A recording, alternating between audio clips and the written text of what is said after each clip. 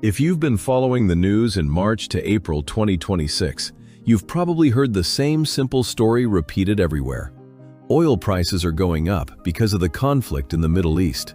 It's short, it's dramatic, and it fits neatly into a headline.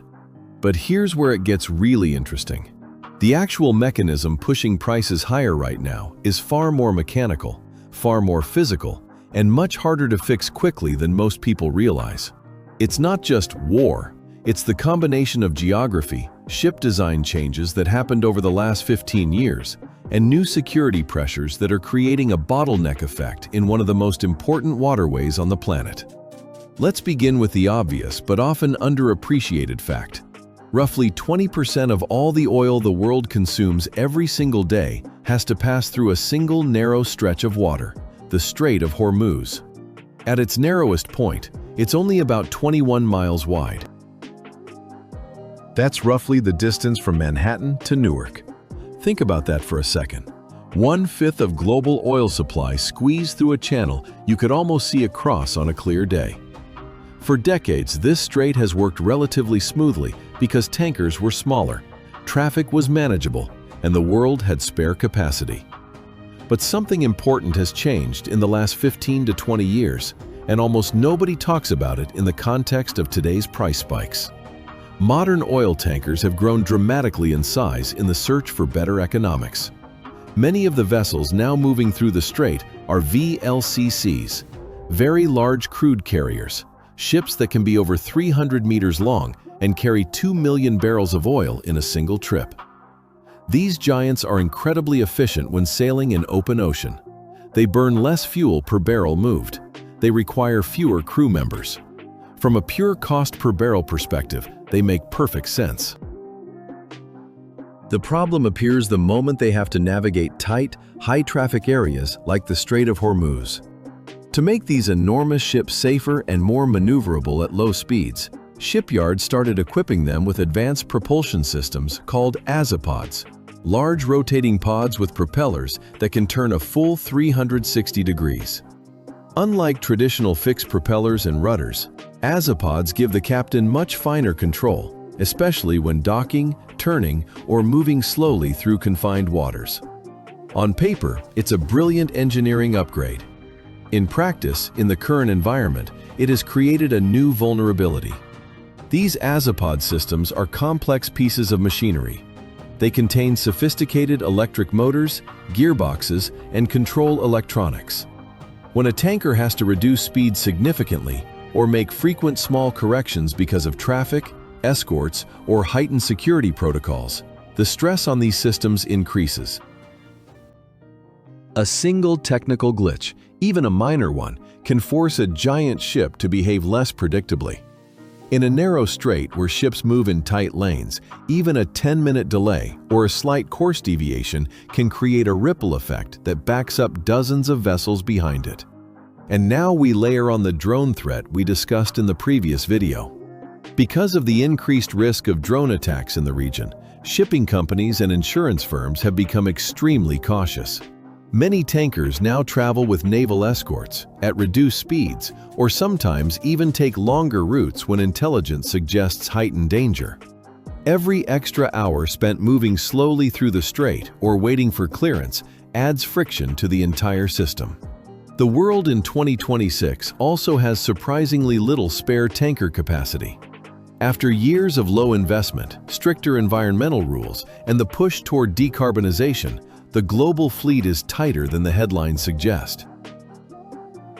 There aren't dozens of idle supertankers sitting around waiting to jump in if one route gets congested. When even a few ships slow down or reroute, the pressure shows up in the market almost immediately. This is why you can have days when no tanker is actually attacked, yet oil prices still move upward. The market isn't just reacting to explosions or sinkings. It's reacting to the growing uncertainty and reduced predictability of the flow itself. Let me give you a concrete example of how this works in practice. Suppose a VLCC with azipod propulsion experiences a minor steering issue while transiting the strait under escort. It has to reduce speed from 12 knots to 6 knots for 20 minutes while the crew resolves the problem. Behind it, 8 other tankers are now forced to slow down or adjust their own speed to maintain safe distance. Each of those ships is carrying between 1 and 2 million barrels. The cumulative delay might only be a few hours, but when you multiply that across weeks and months, and when traders know this can happen any day, they start pricing in higher risk. Buyers who need physical oil become nervous about delivery schedules. Refineries adjust their buying patterns. Futures contracts move. And just like that, the price of Brent or WTI ticks higher, even if the total volume of oil eventually delivered remains roughly the same. This is the hidden mechanical reality behind the headlines. It's not dramatic enough for most news channels, but it's exactly what's happening on the water right now. Of course, geopolitics still matters. Sanctions, political statements, occasional incidents, all of these feed into market psychology. But the physical constraints of the strait, combined with changes in tanker technology and the new drone threat, are doing most of the real work in March 2026. And here's the part that makes the situation especially sticky. Fixing this isn't simple. You can't quickly build a new, wider strait. You can't instantly replace hundreds of complex Azipod-equipped tankers with simpler designs. And you certainly can't make the security threats disappear overnight. The shipping industry is now operating with almost no buffer. Insurance premiums for tankers passing through the region have risen sharply. Some companies are already rerouting vessels around Africa, which adds 2 to 3 weeks to the journey and millions of dollars in extra costs. Others are paying huge sums for private security escorts. All of this eventually gets passed on to the price of oil. Even small disruptions now have outsized effects. A single tanker that has to anchor for a few hours because of a technical issue or a security alert can create a temporary queue that stretches for dozens of miles. In a normal year, this would be a minor inconvenience. In 2026, it becomes a price-moving event. This is why the usual explanation, "it's just the war," feels incomplete. Yes, the conflict creates the tension, but the tension is amplified by the physical reality of the strait, the design of modern tankers, and a global fleet that has very little slack left. So when you next hear someone say oil is expensive only because of geopolitics, you can now see the fuller picture.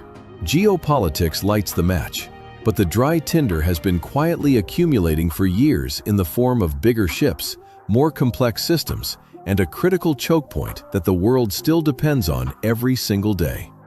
In the next video, we'll step away from energy for a moment and look at something that seems completely unrelated at first: the real difference between cement and concrete, and why that difference is suddenly becoming important for infrastructure projects all over the world in 2026.